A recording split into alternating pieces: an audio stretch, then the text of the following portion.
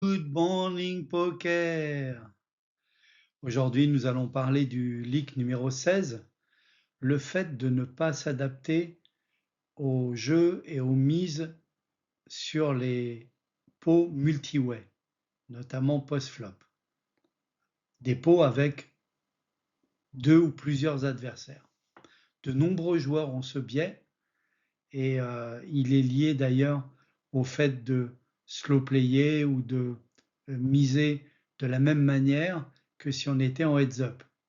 Comment corriger ce biais, comment être bon dans un jeu multi-way, vous allez le découvrir dans ce nouvel épisode de Good Morning Poker.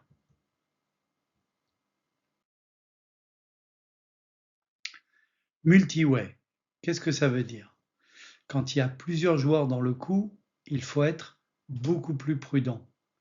Si tu joues ton coup comme s'il n'y avait qu'un seul adversaire, tu vas souvent perdre. Il te faut de meilleures cartes parce qu'il y a plus de chances que quelqu'un ait mieux.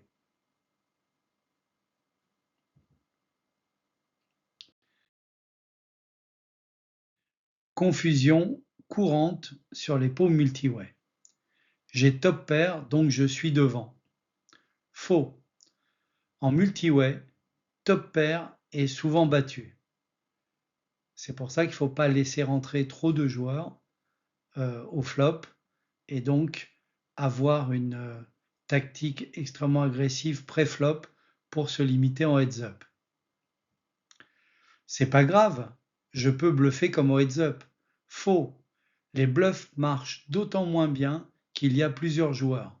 Plus il y a de joueurs, moins la probabilité que tout le monde fold est forte. Par exemple, un joueur fold la moitié du temps. L'autre joueur fold aussi la moitié du temps. Si ces deux joueurs sont contre moi en multi-way, donc dans le pot, et que j'essaie de les bluffer, j'ai un demi multiplié par un demi égale un quart. J'ai plus qu'une chance sur 4 que les deux joueurs fold tous les deux. Bon, je joue pareil, peu importe le nombre de joueurs. Mauvaise idée. Le nombre de joueurs, le nombre d'adversaires change complètement la manière de jouer.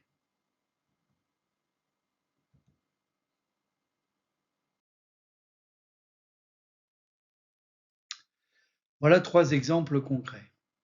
Tu as As-Valet, Ajax à pique sur un flop Jack 7 3 avec un seul pic, donc backdoor flush pick, et surtout top pair, top kicker avec le valet. Mais vous êtes 4 dans le coup. C'est pas du tout le bon moment pour miser fort. Et il se peut très bien que quelqu'un ait brelanté ou quelqu'un ait touché deux paires, surtout avec 3 autres adversaires. Il faut donc être très prudent malgré sa top pair, surtout si tu te fais relancer. Donc tu mises et puis tu vas voir combien de joueurs vont suivre. Et si un seul joueur suit, c'est très bien. Si plusieurs joueurs suivent, voire des joueurs relancent, ça c'est pas bon du tout. Tu relances avec roi-dame, suité, à cœur, deux joueurs suivent. Même si tu touches la dame, fais attention. Un autre joueur peut avoir un meilleur kicker comme As-Dame, voire a fait deux paires. Tu bluffes sur un flop sec 9-4-2, donc Rainbow est très, très bas, contre 3 joueurs. Mauvais timing. Quelqu'un a souvent touché quelque chose et donc tu ne vas pas pouvoir dégager quelqu'un qui a As-4 ou Valet 9 ou Dame 9.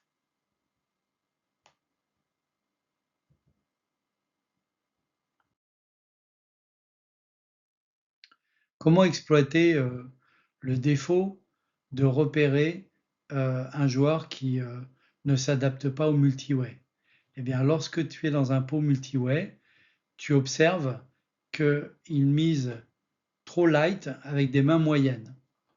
Donc, euh, si tu joues après lui, tu vas le relancer fort avec top pair good kicker ou un bon tirage comme tirage quinte par les deux bouts ou tirage couleur. Et tu repères aussi qu'il bluffe trop souvent sur les pots multiway. Bah, attends-le avec une main solide et piège-le, comme on a vu dans l'épisode précédent sur le slow play.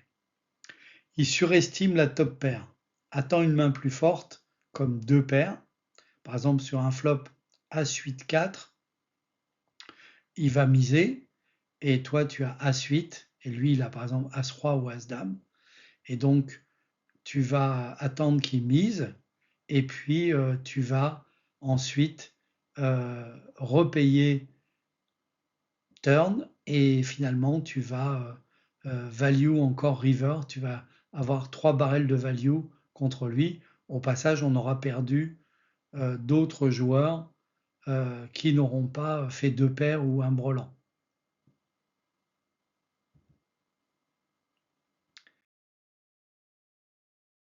Comment on corrige le défaut qui est vraiment fréquent de ne pas s'adapter à des pots multiway? Déjà, il faut se rendre compte qu'on est dans un pot multiway. Donc, il faut que tu resserres tes ranges. Dès qu'il y a plusieurs joueurs, tu tu bluffes pratiquement plus, tu bluffes beaucoup moins souvent et tu mises plus fort que en heads up, mais uniquement avec des très bonnes mains. Et comme tu mises plus fort, ben, tu réduis la fréquence et le sizing des c-bets. C'est-à-dire que tes c-bets en bluff, notamment au flop, eh bien, tu vas les faire moins souvent que 2 tiers du temps, ou 3 quarts du temps, et tu vas les faire avec un petit sizing. Ce qui est paradoxal par rapport au fait qu'il y a plus de joueurs. Et donc, tu fais attention aux positions. Donc, quand tu es hors de position, tu es extrêmement prudent.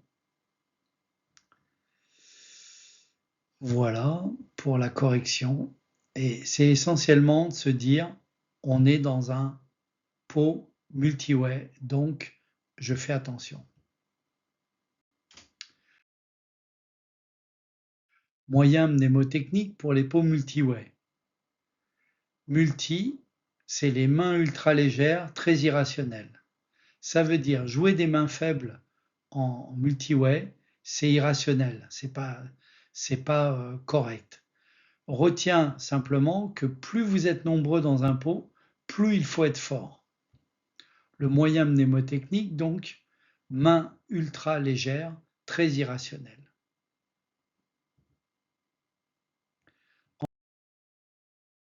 En résumé, dans un pot multiway, la force relative de ta main diminue par rapport au nombre de joueurs qui sont encore là et au tirage possible. Une top pair qui est souvent suffisante en heads up devient fragile, même une top pair good kicker. Les joueurs doivent ajuster donc leur range de value et de bluff. La probabilité que quelqu'un d'autre ait une main forte augmente. La fold equity de tes bluffs diminue. Donc tu pourras faire bluffer et folder un joueur, mais 2 joueurs, 3 joueurs, 4 joueurs, c'est beaucoup plus compliqué. La fréquence et le sizing de tes c-bets doivent être réduits. Moins de c-bets, quand c'est toi qui avais ouvert pré-flop, tu as l'initiative et tu c-bets moins souvent et avec un sizing plus petit.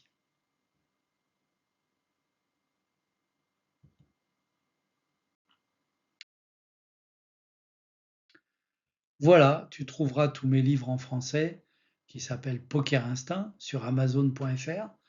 Le niveau débutant, les sardines, les poissons clowns, les piranhas, les mérous, la Raymanta sur le mental, le livre numéro 5, le livre numéro 6, les sharks, et le livre numéro 7, les dauphins, les joueurs confirmés, qui battent donc les sharks. N'hésite pas à t'abonner à ma chaîne YouTube gratuite Good Morning Poker. À bientôt!